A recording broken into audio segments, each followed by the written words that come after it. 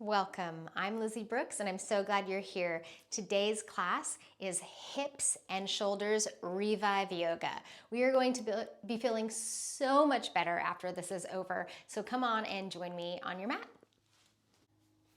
Grab a blanket or a towel, sit up nice and tall, take a deep breath in and let that go. Bring your hands together to your heart. Let the shoulder blades just relax. Don't try to hold the elbows out to the side, just let them release down. And come into your breathing. So much of the opening that we gain through our joints has to do with our nervous system. So let's take a few breaths to calm our nervous system and feed our bodies and our nervous systems in a beautiful way. Just by making that choice to slowly inhale and slowly exhale.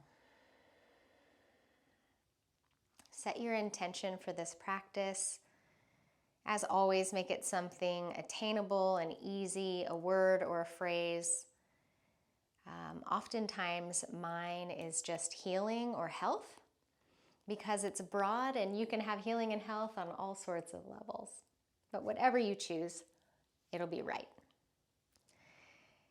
Take a deep breath in and sigh out. Bring your hands to your legs and then just start to take your head from one shoulder to the other. And you're just going to go forward and back with this. So whenever we want to get into the shoulders, we want to make sure that we are also opening through the neck and vice versa. And if this turns into a full circle around, then let it, but know that it doesn't have to be a full circle around.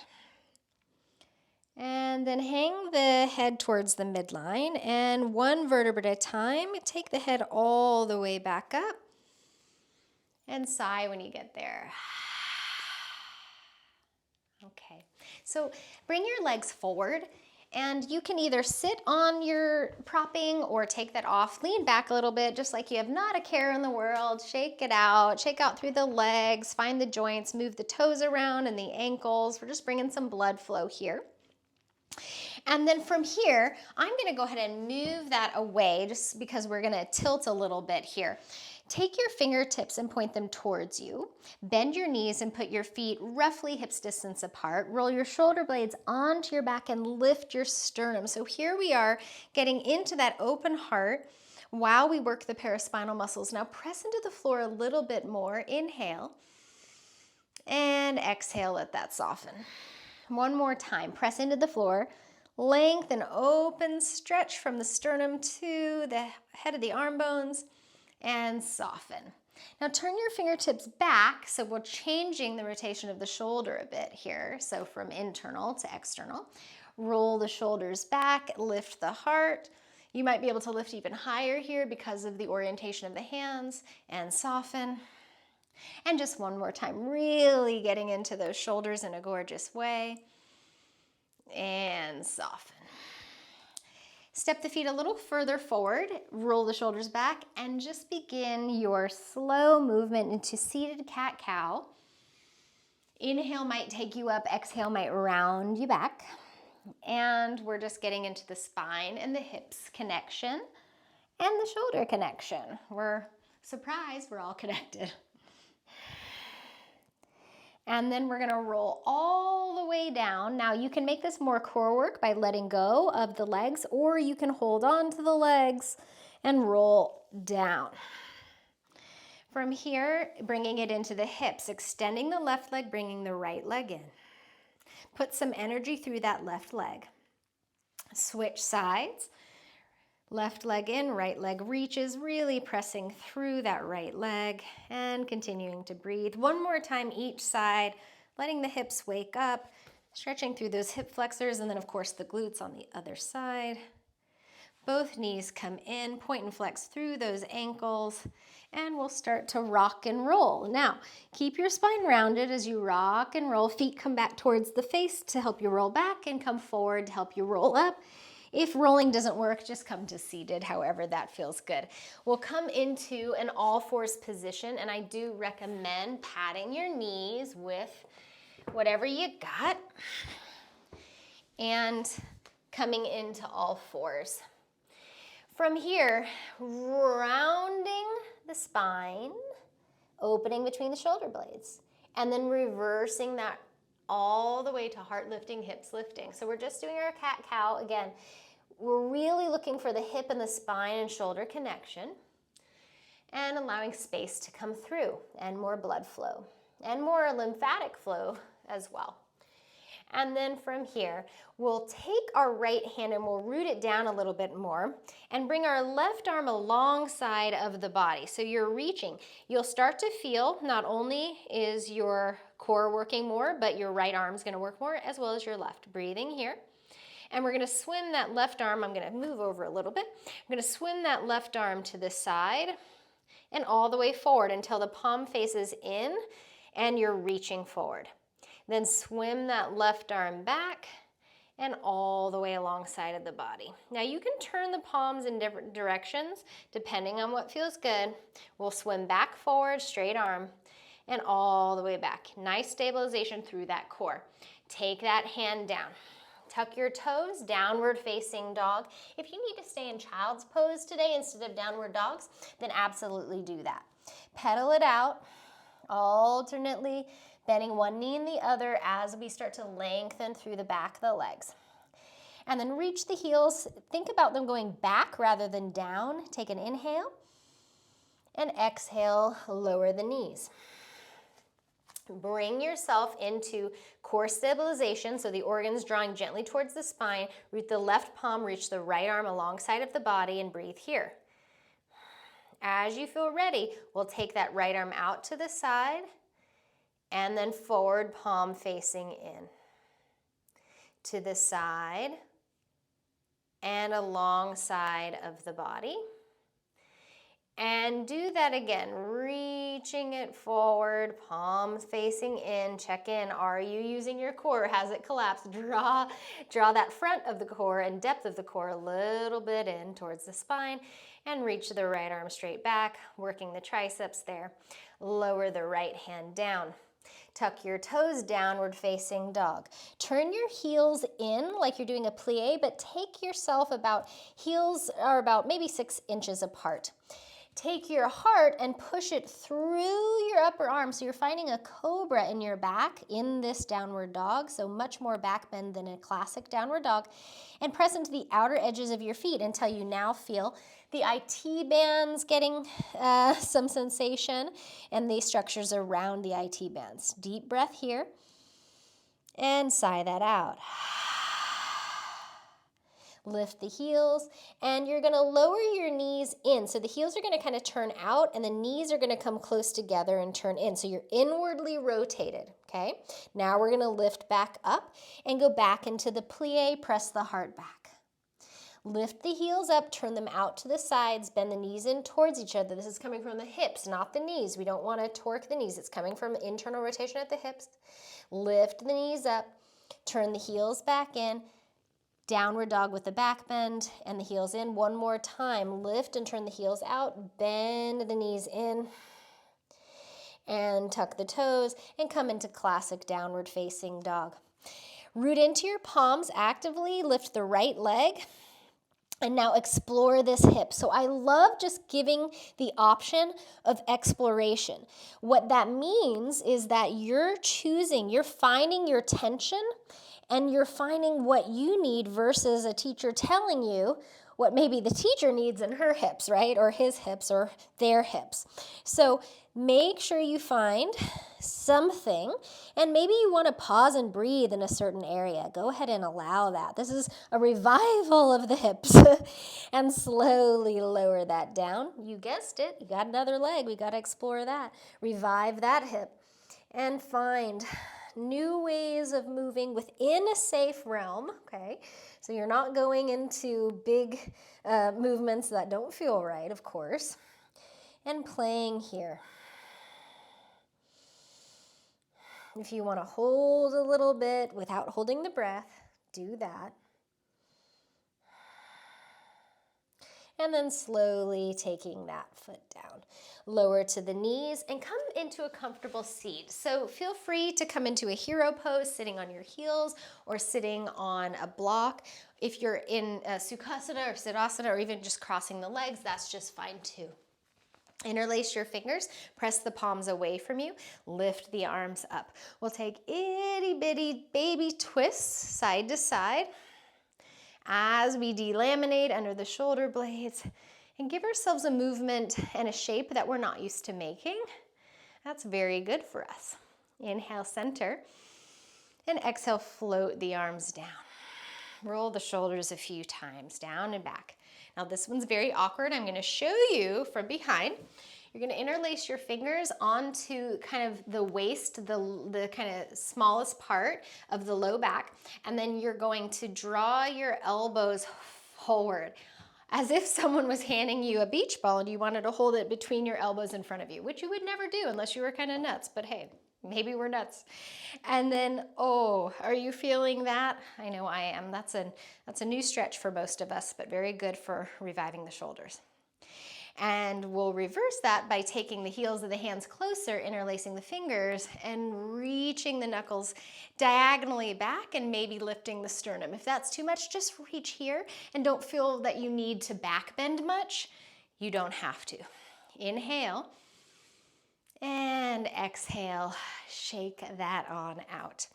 From here, move your propping or padding out of the way, and we will come into a plank, and we're gonna just bend the knees, one lower and then the other, just for a little more heat. And then our downward facing dog. Step your right foot forward, and you can stay in a high lunge. If you did want to grab your blanket and put it under your back knee, you could, or fold your mat over, but if your back knee on the mat feels fine, feel free to do that. And if you want more in the front of the left hip flexors, then feel free to bend that lower knee down to the ground. Breathing here. Maybe draw the sternum a little bit up, and then we'll take it back into a half Hanumanasana. So the arch of the foot comes away from the floor. You spread the toes, breathing here, and maybe take yourself side to side with the hips. Oh, yes, they are waking up. They are getting a stretch. Sole of the foot down. Take the back knee up if it was down. Plank, downward dog. Deep breath in the down dog. Exhale, lower the knees. Good. And go ahead and step into your lunge and lift that back knee if you'd like to take that left knee lifted. Or, of course, you can lower it down. So everything in yoga is about modifying, changing, finding what your body needs in the exact second that you're doing it. So maybe lift the sternum a bit here, breathing. Top of the back foot can be down or toes tucked. My kneecap moves around a little bit too much for my liking, so I like to help stabilize that by tucking the toes and also getting the toes stretch and the arch stretch when I tuck my toes. Inhale. And exhale, shift back into that half split, half Hanumanasana, spreading the toes, arch of the foot. And then do you want to take the pelvis left and right and explore what sensations are there to be had?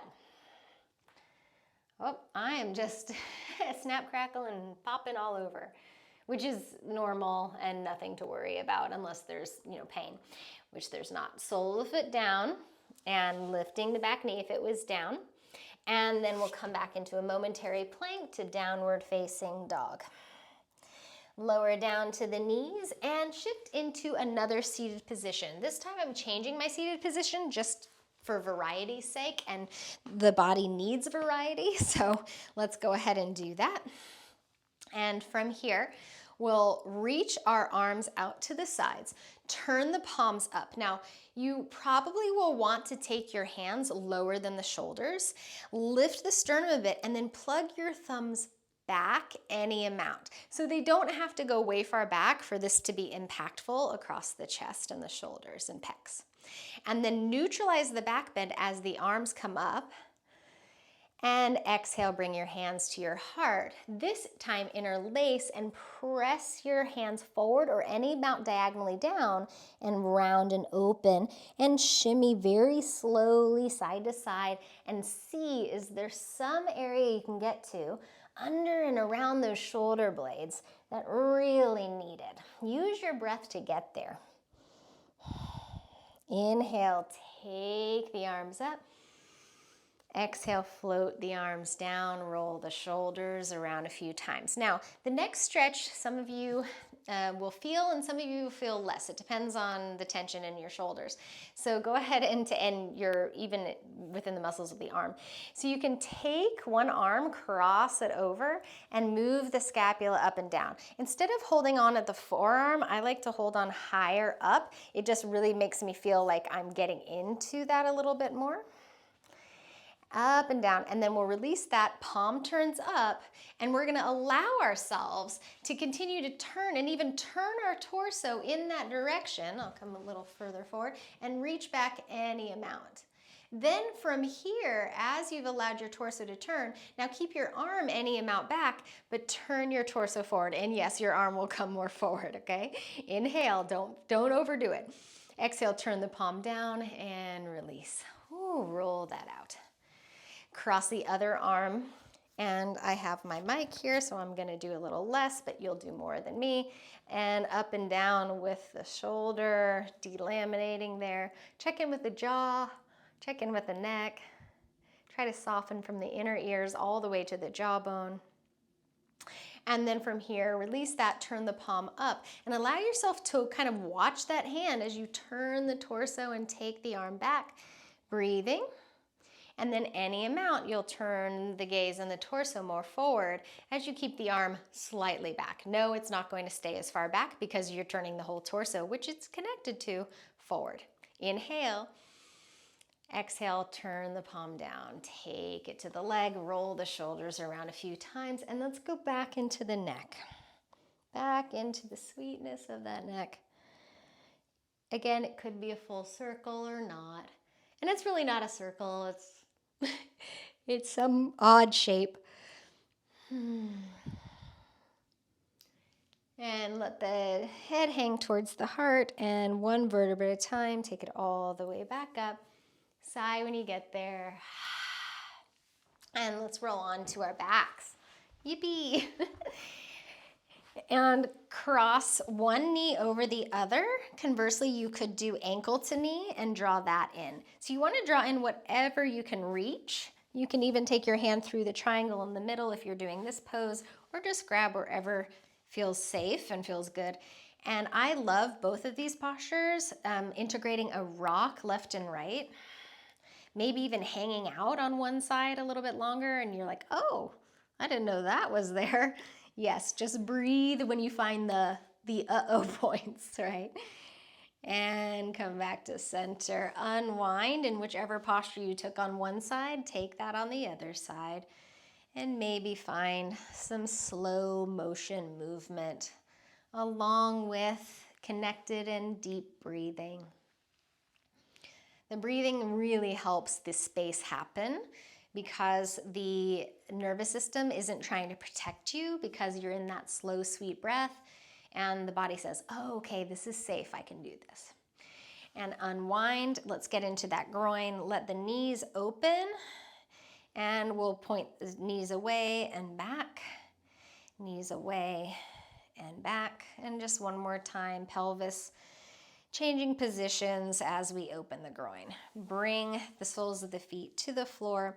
Press down, and either just press forward and down and let the low back come to the floor to open up through the front of the hips a little bit there. Or if you want to come into bridge, you can begin to lift up. Now, you don't have to lift high, and it's still bridge. This is absolutely still bridge. If it feels good on the hips, the glutes, and the spine, shoulders, to start to scoot the shoulder blades a little closer in, feel free. Hand position is up to you. I love to just boop-a-doo, take my hands to my belly.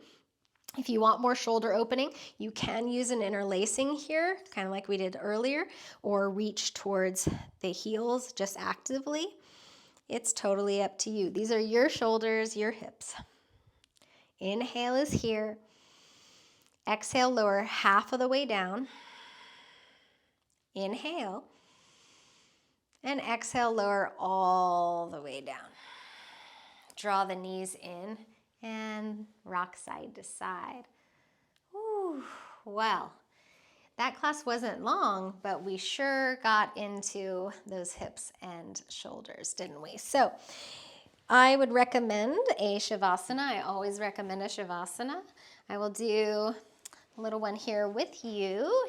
If you need to get going, maybe just take, I don't know, about a minute here just to integrate the work that you did. Hands just wherever they're comfortable. And as I have, maybe you want to put something underneath the knees. Deep breath in. Sigh out. Now let the body just drift on the breath. And what I mean by that is the breath changes shape through the body, right? Lots of things changing all around the trunk, all the way to the pelvis. So feel free to just allow all of those internal organs to just drift and go with the flow of the breath.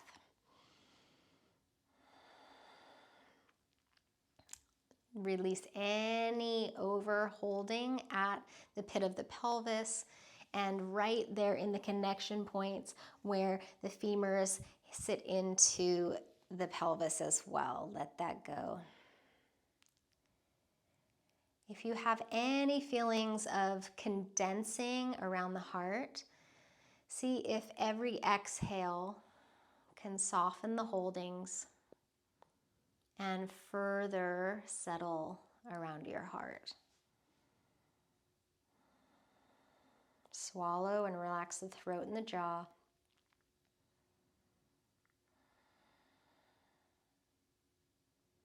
And let yourself do what you do best, right? The body does this the best. It releases and it's breathed. Now, if you don't feel like your body's good at that, that's okay. Give it practice, just like with anything else. Give yourself time, layer by layer, to practice releasing. Just because you haven't gone to a deep level of release before doesn't mean you can't go there. It just means you haven't been yet, right? So there's always a new place to go.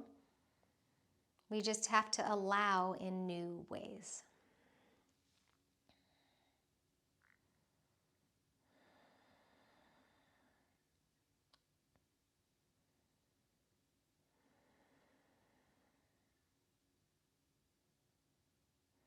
And stay as long as you like.